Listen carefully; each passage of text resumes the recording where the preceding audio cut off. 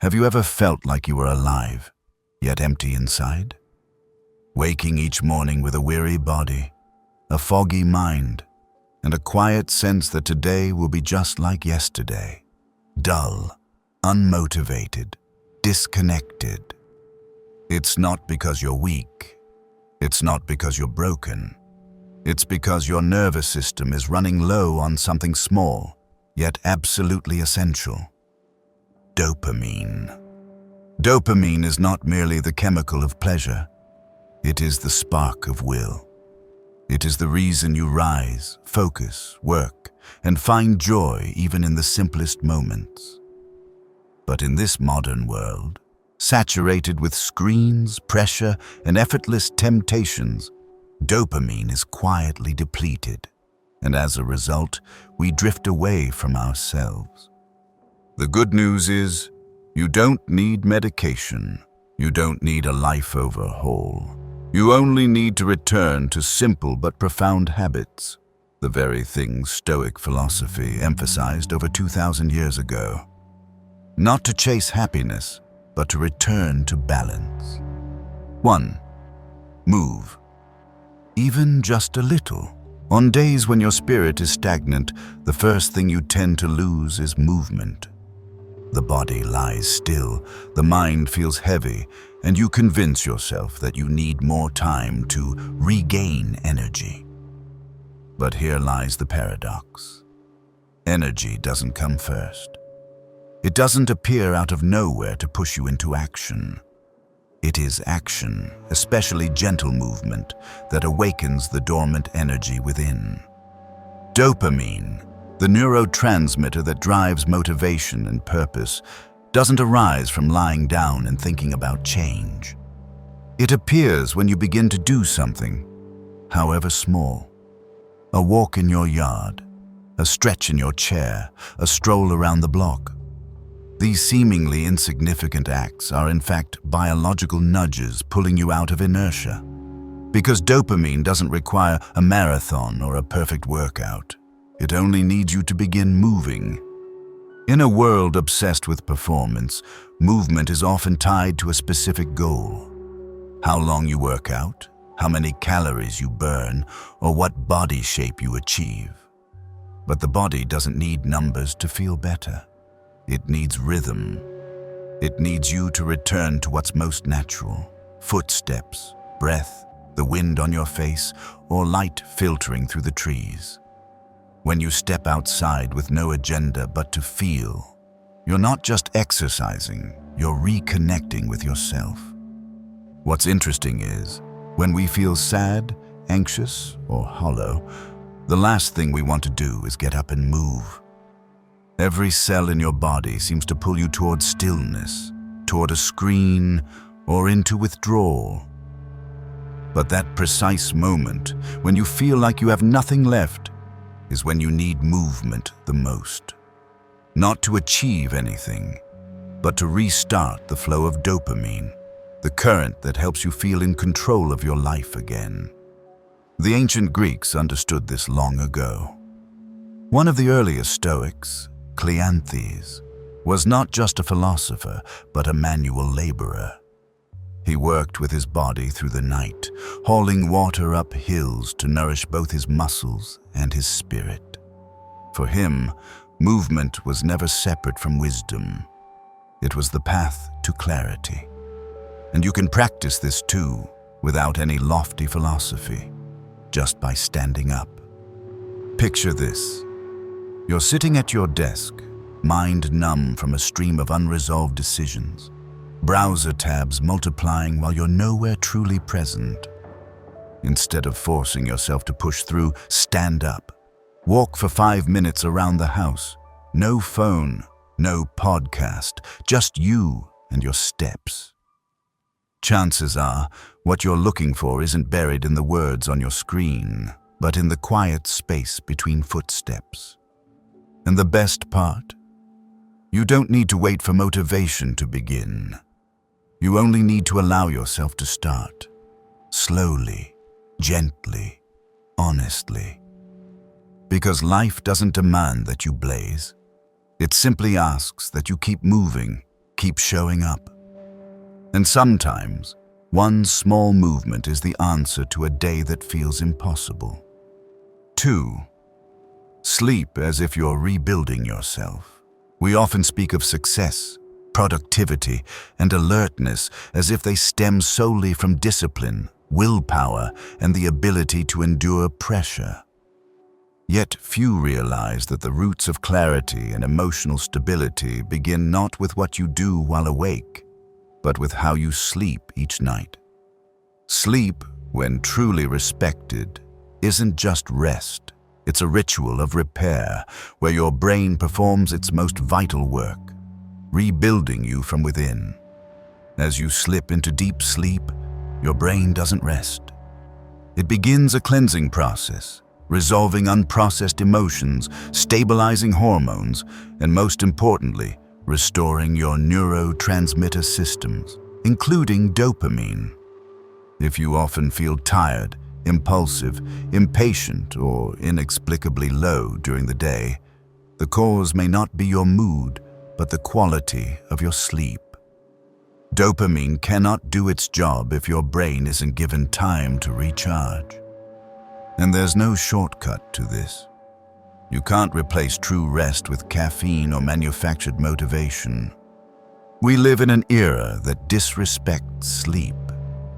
Staying up late to work, replying to emails at midnight, or scrolling until your eyes burn is seen as normal in adult life. But normal doesn't mean right. When you treat sleep as expendable, as something optional, you silently trade your internal equilibrium for outward busyness. And by morning, you wake with a depleted body, a mind low on resilience, and you unknowingly enter another cycle of silent exhaustion. Stoic philosophy never spoke of sleep in modern scientific terms, but it deeply understood the value of preparation and restoration. Marcus Aurelius often reminded himself each morning that he must rise and do the work of a human being. But even he allowed himself disciplined rest. Because a tired mind cannot think clearly, and a sleep-deprived body will drag the entire soul down. The ability to face adversity, to remain calm, to judge rightly, it all begins with deep sleep. You don't need a perfect 8 hours every night, but you do need rhythm. The human body craves stability. If you sleep and wake at consistent times, the brain begins to trust that you are safe, and dopamine will flow naturally. What you need isn't brain supplements or elite time management. What you need is to shut off screens an hour earlier, dim the lights, silence the noise, and allow yourself to shift from fight mode into healing mode. Because when you sleep well, you're not just more alert. You return to a version of yourself that is more grounded, more composed, more resilient. And a person who protects their sleep is someone learning to care for their nervous system, the system that governs all of life from within. So tonight, treat sleep as a sacred act of restoration, not the end of your day, but the beginning of your tomorrow. 3. Spend quiet time with yourself. There is one thing that seems simple, yet is incredibly hard for the modern person: to sit still. To do nothing, no scrolling, no replying to messages, no fixing any problem, just to sit alone in silence. This is not easy.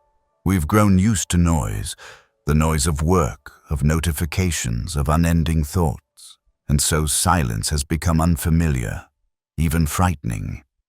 But it is in that quiet space where dopamine begins to recover. Not from chasing new emotions, but from listening to old ones, the ones you often avoid. When you give yourself a few moments free from outside stimulation, your nervous system begins to recalibrate. Stress fades, breathing slows, thoughts soften. And beneath the familiar noise, a deeper voice starts to emerge, one that is more honest, yet often neglected. Stoic philosophy has long valued the return inward. Marcus Aurelius wrote, Nowhere can man find a quieter and more untroubled retreat than in his own soul. For him, silence wasn't escape. It was preparation for life. In silence, you don't have to pretend to be okay. You don't have to play a role. You simply exist, with your breath, your thoughts, and whatever emotion is present. Biologically, sitting in mindful stillness, even for a few minutes a day, helps restore dopamine naturally and sustainably. It activates the prefrontal cortex, the center of self-control, reasoning, and decision-making. Which means, just by spending quiet time with yourself, your focus, calm, and emotional clarity improve. No external tool needed. You don't need a sacred ritual to practice this. You don't need a perfect meditation space or special skills. Just find a quiet corner, turn off the sound, sit upright, close your eyes, and breathe evenly. When thoughts rise, and they will, don't resist them. Simply notice, then let them pass like clouds in the sky. No judgment, no force. Silence isn't about silencing your mind, but sitting beside it like a patient observer. If you're anxious, confused, or lost, instead of reaching for distraction, try sitting down. Just 5 minutes. Sit with the sadness, the fatigue, the unanswered question. In those minutes of doing nothing, you'll begin to hear again the honest voice within. The voice of reason, of intuition, and sometimes of forgiveness you've owed yourself for too long. And just like sleep or movement, silence is not extra. It is breath for the soul, where dopamine is not stimulated, but nourished. A mind that has been still, even briefly, is a mind less likely to be swept away by chaos. And such a mind will not only survive the noise of this world, it will endure it firmly from within. 4. Eat with awareness, not to escape. When emotions become chaotic, the first thing we often reach for isn't stillness, breath, or connection. We reach for food, a chocolate bar after a tense meeting, a bag of chips while waiting for an email, a late-night meal when loneliness creeps in. Not because we're hungry, but because we feel empty. In those moments, food stops being fuel and becomes an escape, a way to soothe emotions we haven't yet named. But what few realize is that each time we eat to avoid our feelings, we're training the brain to form a new habit. Dopamine, the neurotransmitter responsible for pleasure and behavior, reacts strongly to food, especially sweets, fats, and processed ingredients. That feeling of relief isn't random. It's a chemical reaction the brain remembers, repeats, and builds into a pattern. Feel bad, eat, feel better, repeat. Over time, we no longer eat to live. We live in exhaustion and eat to temporarily escape it. If this were only about dopamine, it might seem harmless, but mindless eating causes deeper harm. Hormonal imbalance, blood sugar disruption, heightened stress response, and reduced dopamine sensitivity. As a result, you don't just feel worse after overeating. You feel out of control, demotivated, and less focused.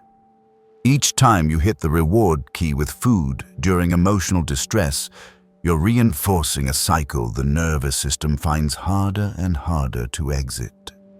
Stoic philosophy didn't speak of protein or glycemic indexes, but it emphasized one core principle. What enters the body must pass through the filter of reason.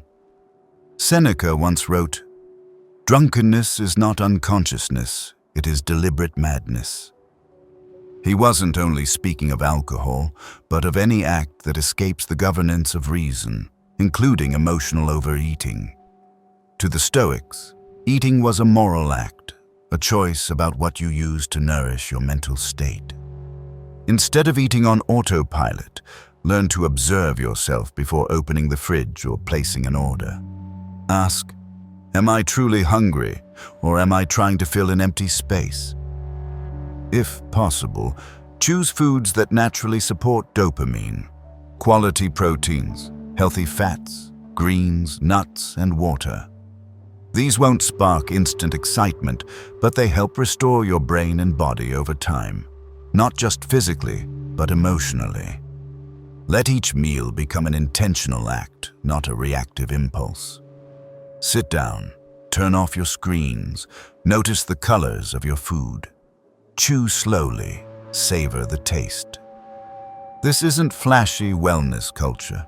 It's mindfulness, quiet declaration that says, I am not running from my emotions. I face them, and I choose to nourish myself with respect. Because in the end, what you feed your body doesn't just shape your form. It shapes your spirit, your will, and the quality of every thought you carry throughout the day. And mindful eating is not a restriction. It is one of the deepest expressions of self-mastery, where you no longer let emotions steer the spoon, but allow reason to choose what truly sustains you from within. 5. Listen to music that makes you feel. Sometimes you can't name the emotion running through you. You know you're sad, but you don't know why. You feel drained, but can't cry. You want comfort, but don't want to talk. In moments like these, the right song can do what no advice, book, or loved one can. It makes you feel. No explanations, no reasoning, just a melody that plays, and suddenly your breath slows, your heart softens, and the emotion begins to be released. This isn't a coincidence. It's biology. Neuroscience shows that when you listen to music that deeply resonates, the brain releases dopamine in levels similar to achieving something meaningful. Dopamine doesn't only respond to achievement, it responds to emotional resonance. A melody can take you back to an old memory, awaken long-sleeping feelings, or simply soothe a mind stretched thin. Stoic writings rarely focused on music itself, but its spirit, rhythm, harmony, and emotional truth lives within every Stoic principle. Seneca once wrote that a stable mind is one whose internal tempo is balanced, like a well-played song. And music, when listened to properly, becomes a tool to realign the emotional turbulence we cannot always resolve through logic alone. The problem is, in our modern world, we use music mostly as background noise, while working, driving, falling asleep. But we rarely listen. When you sit down, shut off your screen, put on headphones, close your eyes, and let the music enter you. You create space for emotions to move. Sad songs don't deepen your sorrow. They open a door where sadness can be acknowledged, felt fully, and then quietly released. Energizing songs don't force joy. They stir awake the aliveness that's only been asleep. Choosing music is as important as choosing the words you speak to yourself. Music isn't about trends or popularity. It's a mirror for your emotions. You don't need to listen to good music, only the right music. A soft piano at dawn, a folk song that reminds you of your mother, a lo-fi melody at night that makes you feel less alone. This is soul medicine. No prescription, no justification needed. Make music part of your healing ritual. In the morning, choose songs that help you ease into the day. While working, pick instrumental sounds to sustain focus. When you're sad, don't fear the songs that bring tears. It's not weakness, but a sign you can still feel. And when you're weary, choose a familiar tune, like a warm blanket wrapped around your spirit. 6. Do what you love, without needing a reason. As children, we did things simply because we loved them, drawing without needing praise, singing in the yard without fear of being heard, molding clay, coloring, journaling, dancing in our rooms just because it was fun. But as we grow, we start demanding reasons for everything. What's the point? Will it help my career? Can it make money? Will anyone care? And bit by bit, we abandon what once made us feel most alive simply because it doesn't seem useful. But the human brain doesn't run solely on logic or efficiency. It needs joy. It needs connection to creativity, to inner rhythm, to the feeling of being yourself. Every time you do something you love, not for achievement, not for attention, but for the joy of presence, dopamine is released. Not in the fleeting way that comes from scrolling or compliments, but in a slower, deeper, more lasting way. You feel truly here. You don't need to be an artist to create. You don't need to be a chef to cook. You don't need credentials to write, sing, garden, take photos, or doodle in an old notebook. What you need is permission to return to the part of yourself that once knew happiness as a state, not a score. Doing what you love is like relighting the inner flame, the one that dimmed while you kept trying to become worthy in someone else's eyes. Stoicism doesn't reject joy. It simply warns against becoming enslaved to pleasure. Epictetus said, "Distinguish what you choose for its nature from what you choose for others' expectations." Doing what you love, when done mindfully and free from external validation, is a return to essence. It's not indulgence. It's how you keep the soul from withering under pressure, ambition, and the endless grind. Think back to the last time you lost track of time doing something you love.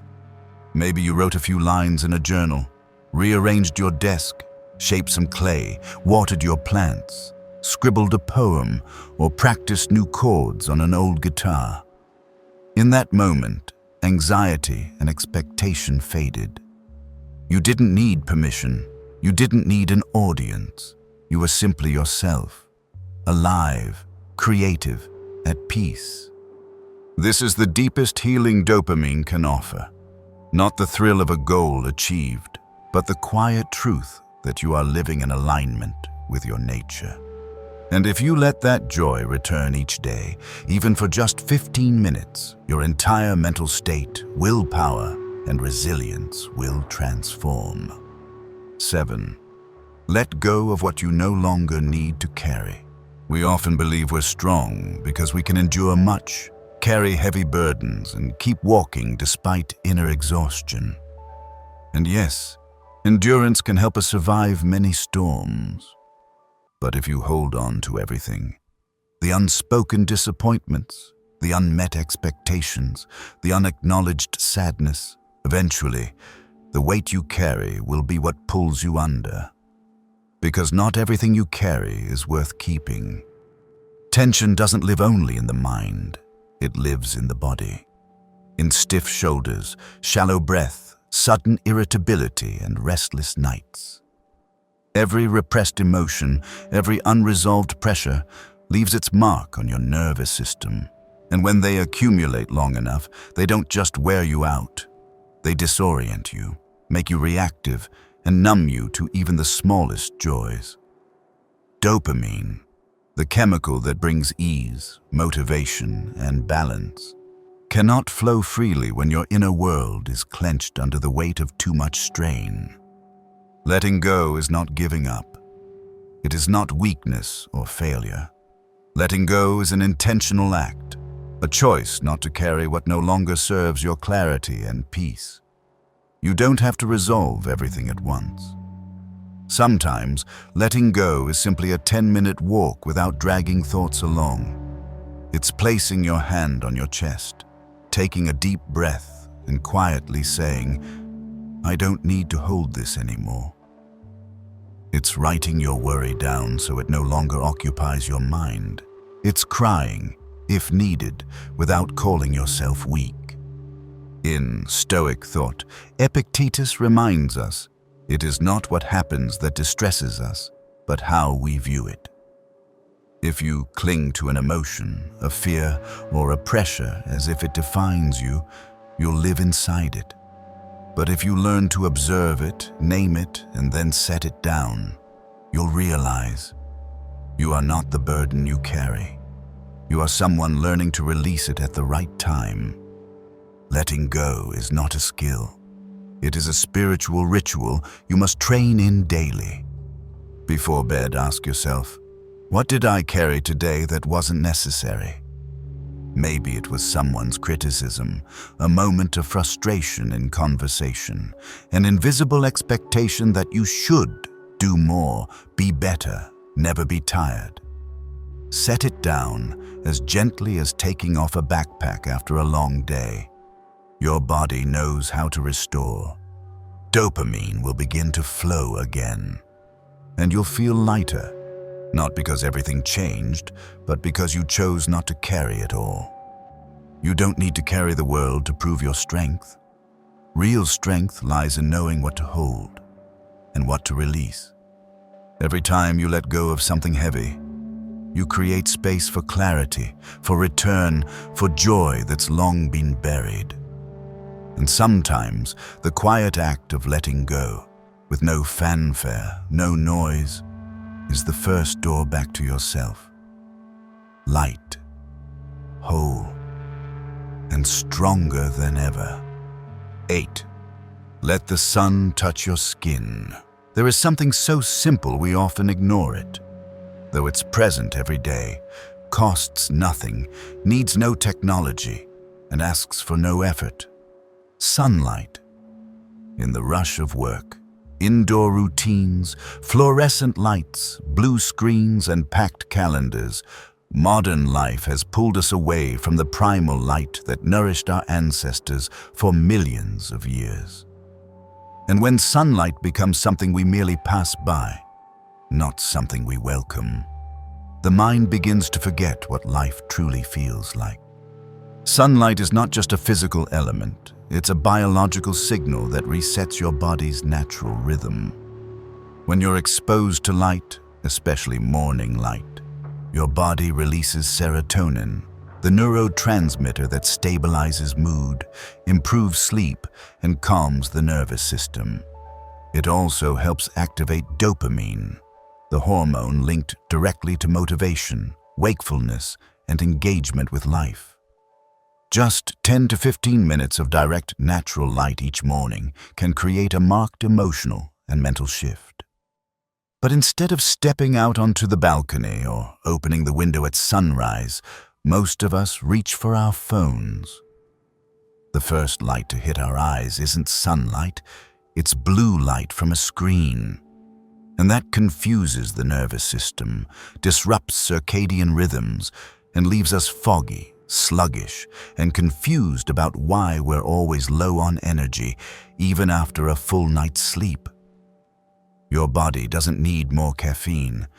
It needs a clear biological cue from nature that says, it's time to wake up, to truly begin your day. Stoic philosophy places living in harmony with nature at the center of a moral life. Marcus Aurelius once wrote, "Love whatever happens according to nature, for in it lies harmony." And sunlight is part of that harmony. Ancient sages had no concept of vitamin D or circadian clocks, but they understood the value of stepping outside, listening to the wind, looking at the sky, and letting the sun warm the soul. So make letting sunlight touch your skin a daily ritual. You don't need to walk far or work out. Just stand on the balcony, open a window, step into the yard, and let the early sun reach your eyes, your forehead, your hands. Breathe deeply, feel the warmth spread. Let your body know the day has begun, not with urgency, but with connection. If you live somewhere with little sunlight, seize whatever rays you can. A few minutes through the window, a midday break outdoors.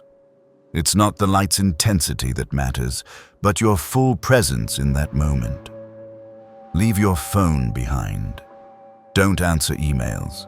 Just stand there, human, breathing, and let nature do its quiet work, awakening you gently but profoundly. 9. Spend time with those who bring you back to yourself. There are conversations that feel like a long exhale. You don't have to try. Don't have to edit your words. Don't have to prove anything. You're simply yourself. Unpolished, imperfect, but seen, heard, and accepted. And then there are relationships that leave you drained each time. No conflict, no visible harm. Yet you walk away feeling smaller, distorted, further from your true self. That's not just a fleeting feeling. It's a real biological response. Every social interaction leaves a chemical imprint on your brain. Positive encounters, where you're genuinely heard and connected, boost dopamine, promoting a sense of worth and vitality. In contrast, relationships filled with control, judgment, or insincerity trigger the brain's defense system, placing you in a state of quiet stress that drains dopamine and slowly erodes your mental energy without you even knowing it. Modern life blurs the line between real connection and surface-level presence. We have hundreds of friends online, but may lack a single person we trust with our truth. We grow used to performing in roles, wearing masks, editing ourselves to fit social spaces. And bit by bit, we lose the feeling of being ourselves around others. But the truth is, you don't need many people to feel whole. You just need the right ones. The ones who bring you back to the unguarded, unfiltered version of yourself. Stoic philosophy understood this early on. Seneca wrote, "One of the most beautiful qualities of true friendship is to understand and to be understood." Stoic friendship isn't based on benefit or perfect similarity, but on real presence, where each person can stand fully in their truth without harming the other. And that's why healthy relationships don't just make life more bearable. They help us live more wisely, think more deeply, and choose more clearly. Pay attention to how you feel after being with someone. Do you feel lighter or heavier? Inspired or drained? Can you breathe easily and be honest about your emotions? Or must you stay tense to maintain an image? These aren't signs of hypersensitivity. They're your survival wisdom speaking. And the best thing you can do for your mental well-being is to listen with respect. Don't forget, you're not just a receiver of energy, you're also a transmitter. Ask yourself, am I someone who helps others return to themselves? When you listen with your whole heart, without interrupting, without judgment, you offer a rare kind of connection, one that isn't built on similarity, but on respect. When you sit beside someone without trying to fix, compete, or impose, you create a safe space for them to find themselves again. 10. Set small goals and acknowledge yourself. We're often taught that only big goals lead to real change. Lose 10 kilos, finish a book, build a career, meditate every morning, read hundreds of books a year.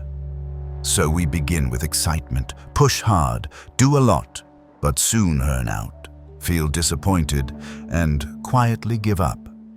Not because we lack willpower, but because we've overlooked a key truth.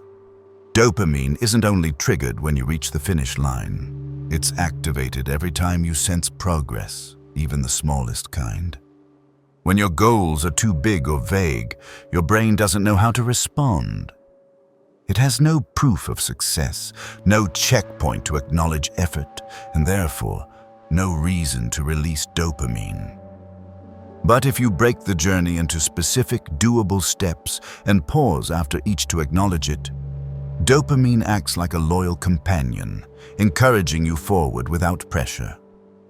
Writing 100 words, exercising for 10 minutes, washing the dishes, turning off your phone during a meal. These may sound small, but each one is a piece of the larger sense of agency, and that feeling is the foundation of sustainable motivation. Stoic philosophy doesn't care about flashy results. It values the consistency of action. Epictetus once said, "First, say to yourself what you would be, and then do what you have to do." It's not about doing something grand, but about keeping your word to yourself every single day. And each time you keep that promise, even a tiny one, you're rebuilding your trust in yourself. Self-recognition matters just as much as action. You don't need to post online. You don't need anyone's praise. You just need to ask yourself at the end of the day, what small thing did I do today that I can be proud of? Write it down, or simply reflect on it, and your nervous system will register the value of your effort. And once that becomes a habit, you no longer need to wait for success to feel fulfilled. You'll feel content right in the middle of the process, because you know you're on the right path, step by step, on your own 2 feet. I used to think that in order to feel better, I needed to change something big, a new job, a new environment, a long vacation, or some kind of impressive breakthrough.